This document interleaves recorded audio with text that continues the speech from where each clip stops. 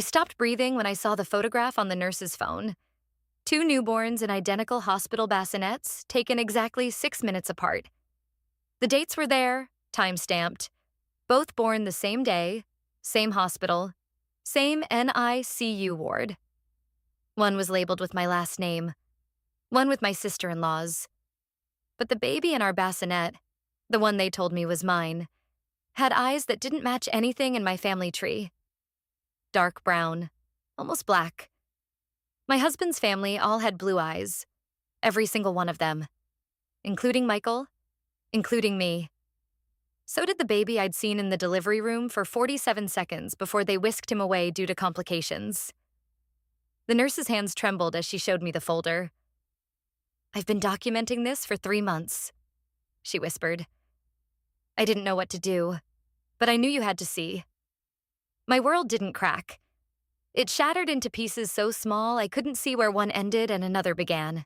But let me start from the beginning, because none of this made sense until I understood everything that came before. My name is Catherine, and I was 32 years old when I married Michael Harrison at a small ceremony overlooking the water. He was kind in those early days. Thoughtful, present, the kind of man who remembered how I liked my coffee and brought me flowers without occasion.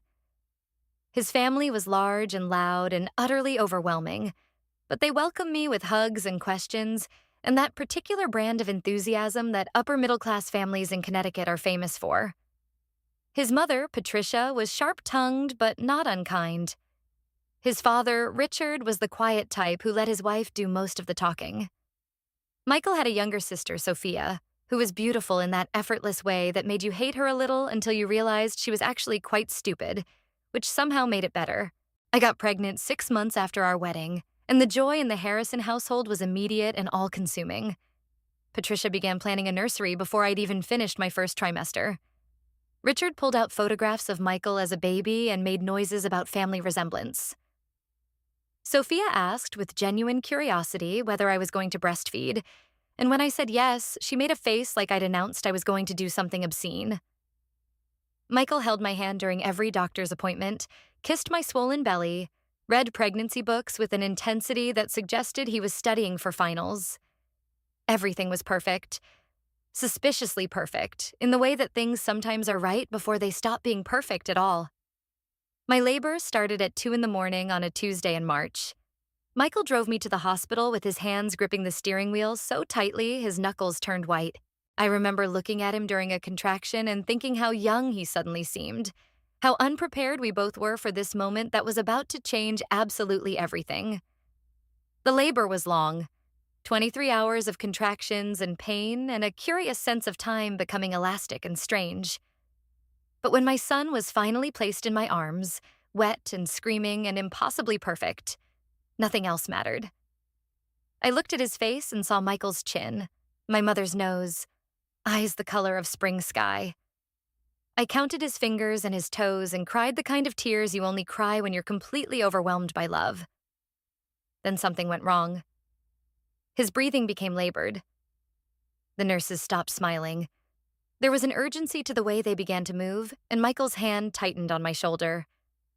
A doctor explained something about fluid in the lungs, about the NICU, about observation and monitoring. They took my son away before I'd even had time to memorize the exact shape of his face. Michael kissed my forehead and said he'd be right behind them. I lay in that hospital bed, exhausted and drugged and terrified, and I waited for him to come back and tell me our son was fine. He did, eventually. He said everything was under control. He said the baby was stable. He said I should rest. I did. I fell asleep and dreamed about nothing at all. The first week in the hospital was a blur of recovery and NICU visits.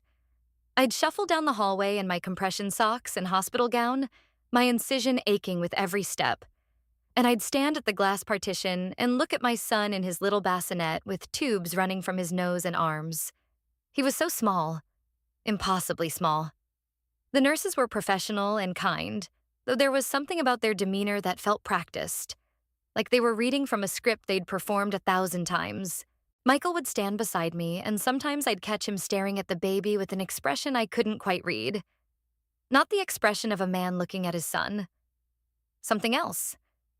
Something that made a small cold spot appear in my chest, though I couldn't explain why. On the fourth day, Patricia came to the hospital with flowers and a designer baby blanket she'd had monogrammed with initials that were almost but not quite right. She stood at the NICU window for a long time without speaking.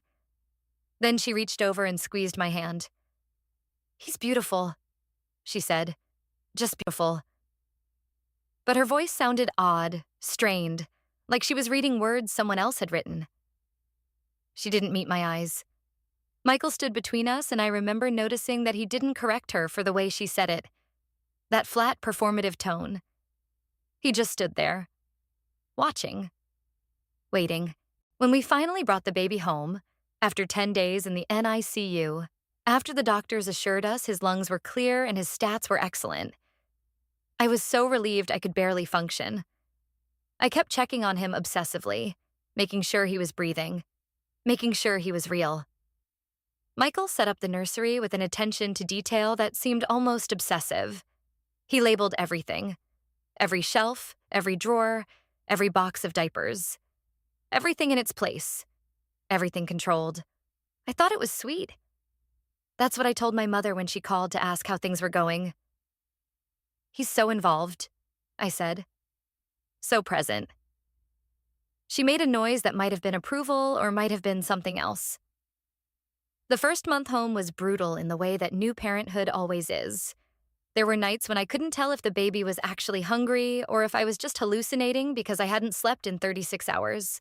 Michael would take shifts, and I'd lie in bed listening to him move through the apartment with the baby, his voice soft and soothing in the darkness. But sometimes I'd hear something in his tone that didn't match his words. Tenderness layered over something harder. Something almost like resentment. I told myself I was being paranoid. Sleep deprivation does that to you. It makes you imagine things. It makes you suspicious of the people you love most. But there were small things. Strange things. Michael would sometimes go into the nursery and close the door, and I'd hear him on the phone, his voice low and urgent, speaking too quietly for me to make out words. When I'd ask him about it later, he'd say it was work. Always work. His job in finance kept irregular hours. Of course, he had to take calls at odd times. That made perfect sense. It also made perfect sense that he began to keep his phone face down on the table, or that he'd take it into the bathroom with him. Everyone's paranoid about their phone these days. It didn't mean anything. 2 weeks after we came home, Patricia and Richard came to visit. They brought gifts. Expensive gifts, the kind that come in boxes with logos. And they stayed for lunch. Patricia held the baby for a long time, studying his face with an intensity that made me uncomfortable. She was looking for something. I could tell. And when she didn't find it, a muscle in her jaw tightened. Richard sat on the couch and scrolled through his phone, barely acknowledging that the baby even existed. The visit lasted exactly 45 minutes. Michael walked them to the door, and I heard him say something in a low voice to his mother. She said something back, her words clipped and sharp.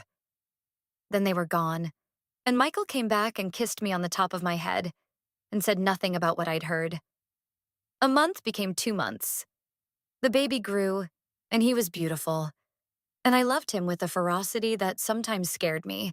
But Michael's behavior grew stranger. He wanted daily photos, not the normal parental kind. He wanted specific angles, specific times of day. Photos that clearly showed the baby's face and his features. He'd send them to Patricia with captions like development check and growth markers. When I asked him why, he said it was so they could see how quickly the baby was changing. It made sense in a technical way, but it didn't feel right. Nothing felt right anymore. The anxiety started around month 3. Little things began to not add up in ways I couldn't explain. My mother came to visit, and she spent a long time looking at the baby. Then she looked at me, then back at the baby. She didn't say anything, but her eyes got that particular quality they got when she was deeply uncomfortable. When she left, she hugged me longer than usual and said, "If you ever need anything, you call me. Anything at all. Even if you think it's nothing." I asked her what she meant. She didn't answer. There were oddities in the baby's features that would catch me sometimes, usually at odd moments. The shape of his ears didn't quite match Michael's. His hair was darker than it should have been, given that both Michael and I had light hair as children. His eye color, that deep brown, seemed to intensify rather than lighten as he got older. In normal families, you'd think nothing of it. Genetics is complicated. Recessive genes hide in the background and emerge in surprising ways. But Michael's entire family had blue eyes. It was one of those things people noticed about them. The Harrison blues, Patricia had said proudly once before the baby was born. It's practically genetic. I tried to push the thoughts away, but they kept coming back, little whispers of doubt that I couldn't quite silence. I mentioned it once to Michael, very carefully, as if I was asking about the weather. Isn't it interesting how dark his eyes are? I said. We were watching the baby sleep. Michael went very still beside me. My grandfather had dark eyes, he said finally. They skipped generations. I didn't know if that was true. I'd never met his grandfather. But I didn't push it. I was already feeling crazy for noticing, for thinking about it at all. Around month 4, I noticed something else. A pattern in Michael's schedule. Every Thursday at 3 o'clock, he'd say he had to go to the gym. He'd change into workout clothes and leave for 2 hours. But I'm not sure I ever actually saw him sweat. And one time I caught a glimpse of his phone, and I saw a text from Sophia that said, "How much longer?" I asked him what that meant. He said she was asking how much longer until the adoption was final. What adoption? I asked. His cousin's adoption in upstate New York. It was all very routine, very normal, very boring. Except we don't have a cousin adopting a baby in upstate New York. Michael's nearest cousins live in California and are childless by choice. Something in me cracked then, a tiny fracture in the foundation of my life. I began to pay attention in a different way. I started writing things down. Dates, times, phrases he used. The way Patricia's expression changed when she looked at the baby. The way Sophia seemed to be waiting for something, tension humming through her body every time she visited. I looked at my baby, my son, my beautiful boy, and I began to see him with a stranger's eyes. What if he wasn't mine? What if something else was true? I was terrifying myself. I knew that. Paranoia is a real thing, and sleep deprivation is a real thing, and postpartum depression is a real thing, and I was probably experiencing all 3. I made an appointment with my therapist, Dr. Morrison, and I told her about my fears. She listened carefully, and when I was done, she said something that was supposed to be reassuring but wasn't. These thoughts you're having, they're very specific, very detailed. Do you think you might benefit from a short medication adjustment? In other words, you're crazy. Take some pills. I didn't fill the prescription. Instead, I did something else. I called my OB/GYN and asked a specific question about blood type. My baby's blood type on his paperwork was O positive. I was A positive. Michael was B positive. I asked if that was possible. There was a long pause. The nurse said she'd have to check with the doctor. The doctor called me back an hour later. She said yes, it was possible. Oh, from both of us, it could work. But the way she said it, hesitantly, carefully, made me feel like she was lying. Or at least not telling me the whole truth. So I did something I'm not proud of. I got a hair from the baby's head, very carefully, making sure I had the root intact. And I took it to a private lab without telling anyone. And I paid cash, and I asked for a paternity test. It took 5 days, 5 days of hell, 5 days of moving through my life like a ghost, 5 days of looking at my baby and wondering if I was actually his mother, or if I was just some woman who'd been chosen to raise someone else's child. The results came back on a Friday. I opened the email in my car, parked in a lot behind a grocery store, and I couldn't breathe. The probability of paternity was 0%. 0%. Michael was not my son's biological father, and neither was I his biological mother. I sat in that car for 2 hours. I didn't cry. I didn't scream. I just stared at the words until they stopped making sense and became abstract symbols that had nothing to do with my life, with my baby, with anything real. Then I started the car and I drove to the hospital. I didn't know what I was looking for. I just knew that something had happened in that NICU, something coordinated and deliberate, and someone there had to know what it was. I went to the NICU and asked to speak to a supervisor. The woman who came out was professional and cautious, and when I told her I had concerns about my baby's medical records, her expression changed. She took me to an office and closed the door. I told her about the paternity test. I told her about the eye color. I told her about all the small, strange things that had been happening. She listened without interrupting, and when I was done, she said something that made my blood freeze. "How did you know to test?" she asked quietly. I stared at her. "There are questions about your case," she continued. "We've been investigating for some time, but we've had no clear evidence of what actually happened. We have a nurse, Bethany Morrison. She's been here for 8 years, who came to us with concerns about several births that occurred during the same week as yours. She believed there was a possibility of babies being switched." The world tilted. Bethany Morrison, DM, the woman whose name was on my son's chart about 1,000 times. The woman who'd been so kind to me, so attentive, so present. The woman who'd come to me with concerned eyes and asked how I was doing emotionally in those first weeks. Bethany has been documenting. The supervisor continued. Photographs, timestamps, medical records, DNA samples she collected from several babies in the ward. She didn't have permission to do it. Technically, what she did was illegal, but she was convinced something was wrong, and she couldn't ignore it. I asked if I could see her. The supervisor was hesitant, but she made a call, and 20 minutes later, Bethany appeared in the doorway. She looked exhausted. She looked haunted. And she looked at me with an expression of such profound sadness that I felt my knees weaken. "I'm sorry," she said immediately. "I've been trying to find a way to tell you. I didn't know how. I didn't know if I should." She showed me to a small break room and she showed me the photographs. 2 newborns, born 6 minutes apart. One had the brown eyes that now belonged to my son. One had blue eyes, Michael's eyes, Patricia's eyes, the Harrison family eyes. The blue-eyed baby was labeled with my son's name on his bassinet card. The brown-eyed baby was labeled with my sister-in-law's name. "Your son was born first," Bethany explained, her voice barely above a whisper. "Sophia's baby came 6 minutes later. Sophia's baby is the one you've been raising. She's healthy. She's beautiful. She's genetically your sister-in-law's daughter, but she's not your biological child." I couldn't process the words. They were English, but they weren't making sense. "Why?" I finally managed. "Why would anyone do that?" Bethany took a shaky breath. "That's what I need to tell you," she said. "But you need to be prepared. It's worse than you think. It's so much worse." She explained that on the morning after both babies were born, while I was still recovering and medicated, Sophia came to the NICU in a state of distress. Bethany happened to be there, changing my son's IV, when she overheard a conversation between Sophia and another woman.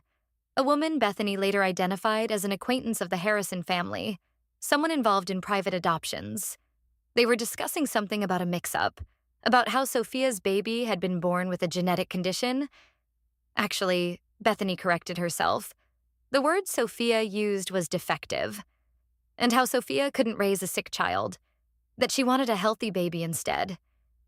Bethany heard them discussing a trade, a swap.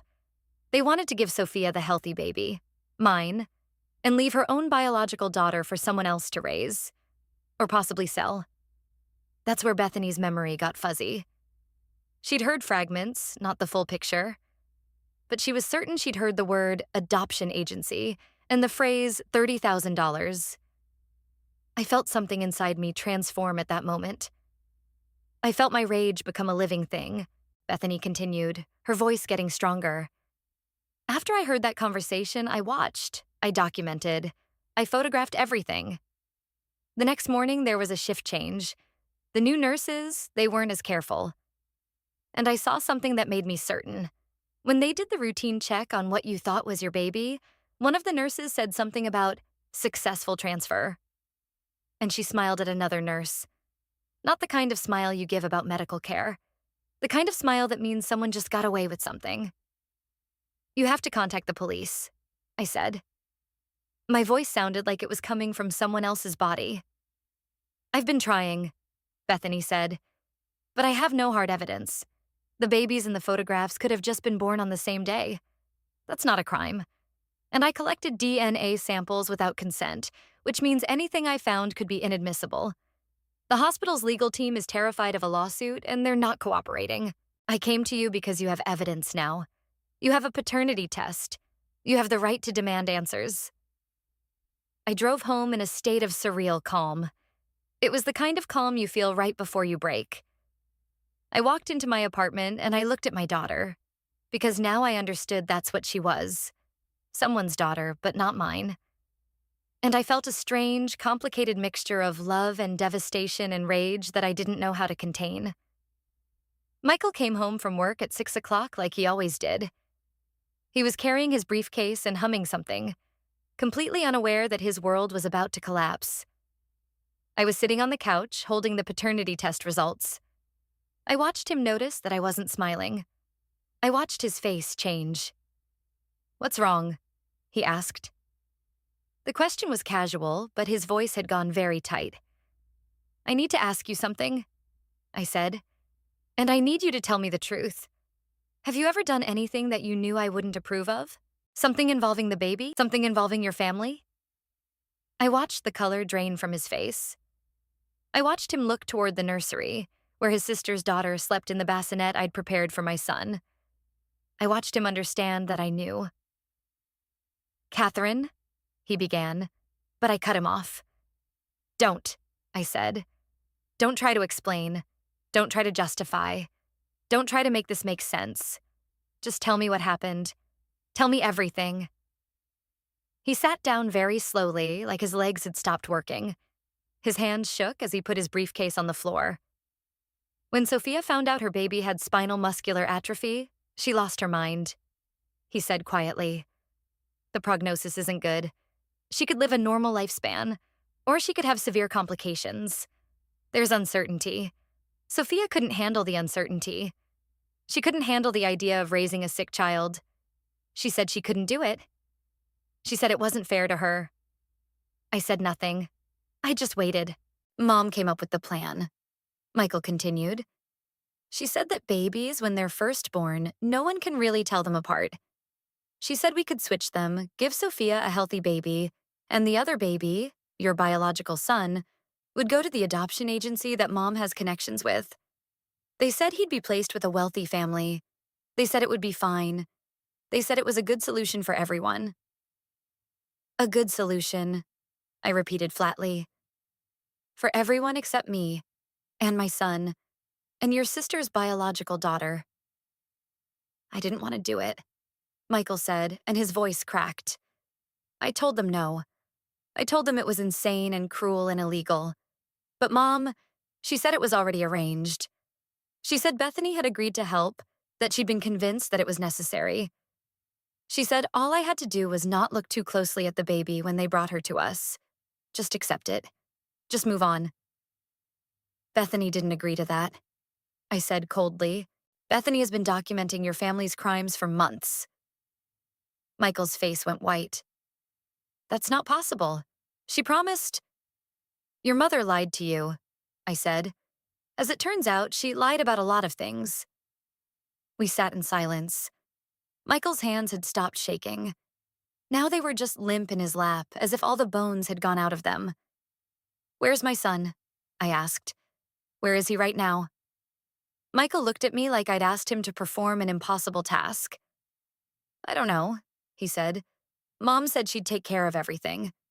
She said he'd be adopted by a family in upstate New York. She sent me a photograph once. He was in a foster home waiting for the adoption to be finalized, but I don't know where. I don't know who they are. I don't know anything else." That's when I understood what I had to do. I stood up from the couch. My legs worked fine. My hands were steady. The chaos inside me had crystallized into something focused and cold and absolutely certain. I'm going to call a lawyer, I said. And then I'm going to call the police, and then I'm going to find my son. You're going to help me or you're going to leave. Those are your only options. Michael stared at me. Kath, Don't speak to me, I said. Don't try to explain. Don't try to make me understand. I don't want to hear it. Just leave. Get out. I don't remember him leaving, though I must have watched it happen. I remember calling my mother instead. I remember telling her everything. And I remember her silence on the other end of the line. A silence that confirmed what I already knew. That she'd always suspected something was wrong. That she'd been waiting for me to figure it out. That she'd been ready to help all along. Then I called the lawyer. Not a family lawyer. Not a mediator. Not someone who was going to suggest counseling or reconciliation. I called a criminal attorney named David Norton who specialized in fraud and adoption law.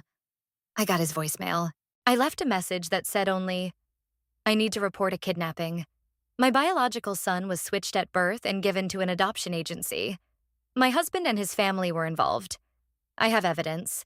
Call me back immediately. He called me back within 3 hours. I told him everything. He listened without interrupting, and when I was done, he said, We need to move very quickly. Every day that passes, your son's location becomes harder to trace. And your husband's family will have time to coordinate a story. We need to file a report with the police immediately. And we need to subpoena every adoption record from that hospital for the entire week your son was born. The rest of that night is a blur. I packed a bag with clothes and the paternity test results and photographs of my son from the hospital. I left a note for Michael that said, I'm taking the baby to my mother's. Don't contact me. Talk to your lawyer. I took my sister-in-law's daughter because that's what it felt like I was returning her. And I drove to my mother's house in the dark. My mother opened the door before I even knocked. She must have been waiting. She took one look at me and she pulled me into her arms and I felt myself finally break. I cried the kind of cry that comes from the deepest part of you, the kind that sounds like an animal dying. And my mother held me and said nothing, because there was nothing to say.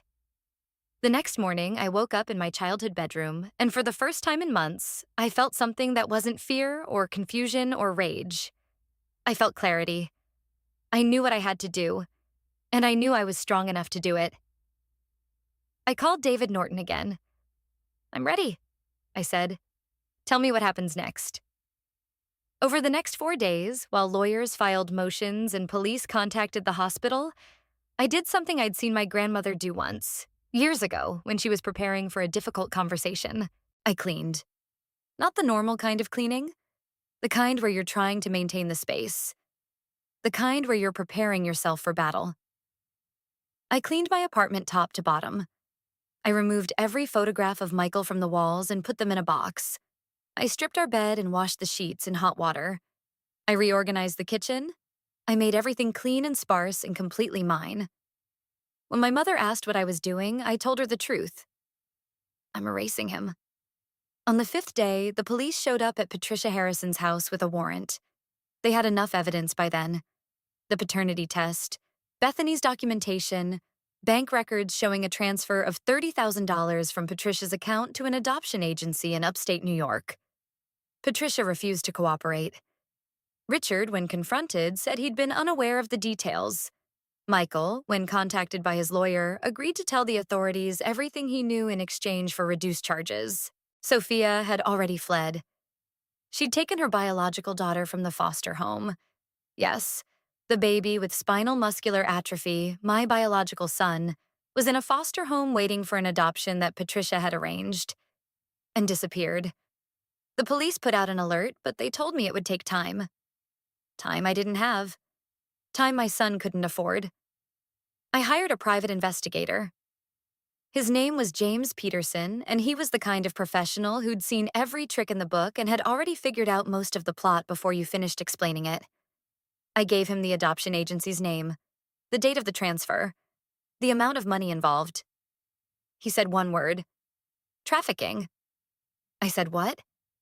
He explained very carefully that what I was describing, the transfer of a baby for money, the deliberate concealment of the biological parents, the documentation that had been falsified.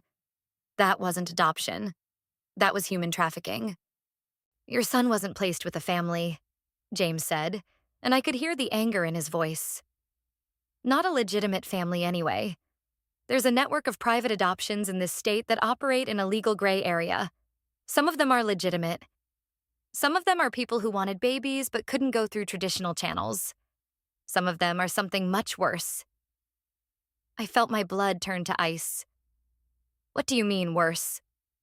James didn't answer immediately. When he did, his voice was very careful. Let me investigate before I speculate, but I need you to be prepared for anything. He worked for 2 weeks. 2 weeks of me living in my mother's house, holding my sister-in-law's daughter, unable to bond with her because all I could think about was the child who was out there somewhere. The child I'd carried in my body and birthed into the world and lost in the space of an afternoon. The police were following their own leads, but private investigation moves faster when money is no object, and the investigator has no legal restrictions on the methods he employs. James found my son in a farmhouse outside of Albany, New York. He was in the care of a couple named David and Margaret Chen. The police moved in at dawn. And when they brought my son out of that house, he was alive and he was healthy and he was, the doctors would later confirm, completely unharmed. But I'll never forget the moment I saw him. He was 7 months old, older than he should have been because months had passed. And he had no idea who I was. He looked at me with the neutral gaze of an infant toward a stranger. And I understood in that moment what I had lost. Not just the months of his infancy, not just the first time he smiled or laughed or grabbed something intentionally. I had lost the fundamental thing that binds a mother to her child. Presence, the daily accumulation of moments that creates love. But I also understood that this was something I could rebuild. It would take time and patience and therapy for both of us. But it could be done. The legal proceedings took months. Patricia Harrison was charged with fraud, conspiracy, and kidnapping. She plea bargained and received a reduced sentence of 5 years in federal prison. Richard was charged as an accessory after the fact for helping to conceal the evidence. Michael faced charges for his involvement, but cooperated fully with the prosecution, and his sentence was reduced to 18 months, which he served at a minimum security facility. Sophia was found in California 6 months later, living under an assumed name. She's currently awaiting trial. Bethany, the NICU nurse, faced no charges. Her documentation was ruled inadmissible because she'd collected the DNA samples without consent, but the authorities had enough evidence from other sources. She was awarded a settlement from the hospital and became something of a local hero, the kind of person people write articles about. But she told me, when we met for coffee about a year after everything happened, that she still had nightmares. I knew something was wrong, she said, but I was so afraid of being wrong that I almost didn't say anything. If I'd waited another few weeks, if I'd been any less certain, your son might have been lost forever. David and Margaret Chen, the couple in upstate New York, were revealed to be part of a larger network of private adoptions. An investigation into their operation uncovered several other cases of babies obtained through fraud or coercion. They faced charges and were convicted. Patricia hadn't just stolen one baby. She'd stolen at least 3 others that law enforcement could prove, and there were suspicions about more. But my son came home with me. When we left the police station that day, he was in my arms, and I sat in the back of the car and just held him. He cried, as babies do, for no reason that I could discern. And I cried too. We were strangers getting to know each other, and it was the hardest and most important work I've ever done. The first months were brutal. My son didn't sleep properly. He startled easily. He would cry at the sound of certain voices, and I had to try to figure out if it was because he remembered something or if he was just a baby being a baby. I took him to a pediatric psychologist who specialized in attachment disorders, though she was careful to say that he didn't have one. Not yet, anyway. She taught me how to build connection through very specific, very intentional actions. How to be present, how to be patient, how to let him lead the process of bonding. My relationship with Michael dissolved officially about a year after everything happened. The divorce was clean, relatively speaking. He gave up custody rights and paid substantial child support. He's living in New Jersey now, working for his company's Boston office, far away from Connecticut and the life we'd built. We've never spoken since the day I threw him out. I don't think we ever will. Patricia was released from prison after serving 3.5 years. She's forbidden from having contact with either of my children, the son I gave birth to and the daughter I raised believing she was mine. She lives in a small apartment in Hartford and, according to my mother, has aged significantly. Richard died 2 years after her release, a heart attack while he was alone in his study. No one was there to call an ambulance. I kept custody of Sophia's biological daughter. Not because I had a legal right to her, but because by that point, I was her only real parent. The courts recognized that removing her from my care would have been cruel and unnecessary. I love her, my daughter, just as fiercely as I love my son, maybe more fiercely, because I had to fight for it, because it wasn't automatic, because I had to choose it every single day. My son is now 8 years old. He's in 2nd grade. He's bright and curious, and sometimes he has nightmares. And sometimes he wakes up screaming from a dream he can't articulate. His therapist says that's normal, that it's his body processing trauma he can't consciously remember. He's bonded to me now, though the process was slower and more deliberate than it would have been if none of this had happened. We're close in a way that makes people comment. He's a mama's boy, they say. And he is because he had to be. My daughter is 6 now. She's in 1st grade. She has no memory of the early confusion, no understanding that she's not actually my biological child. She looks at me the way children look at their mothers, with complete and total trust, and I look at her the way all mothers do.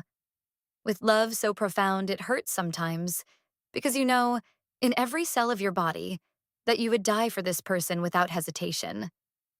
Sometimes I wonder about the spinal muscular atrophy diagnosis that Sophia received. I had a genetic counselor pull the records, and she told me that the diagnosis was correct, but not as dire as it was presented at the time. My daughter has had 2 genetic tests since birth, and there's been no progression. She's thriving. She's healthy. She may never develop the complications that were feared. Sophia gave up her daughter based on a diagnosis that turned out to be far less serious than anyone understood at the time. I think about that sometimes, when I'm angry at Sophia, when I'm thinking about what she gave up and what I gained. I think about how fear can make people do monstrous things. How desperation can make you abandon your own child because you can't imagine yourself capable of raising someone with challenges. I don't forgive her. But I understand her a little bit in a way I didn't before. Bethany and I became friends. She comes to my house sometimes, and my son doesn't remember her, but he's kind to her because he's kind to everyone. She took a job as a consultant for adoption agencies, helping them tighten their security procedures and identify the kind of red flags that nobody noticed in our case.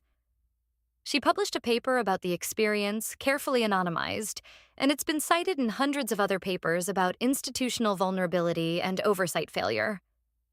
She told me once that she feels like she got a second life, a second chance to do something that matters. I think she did.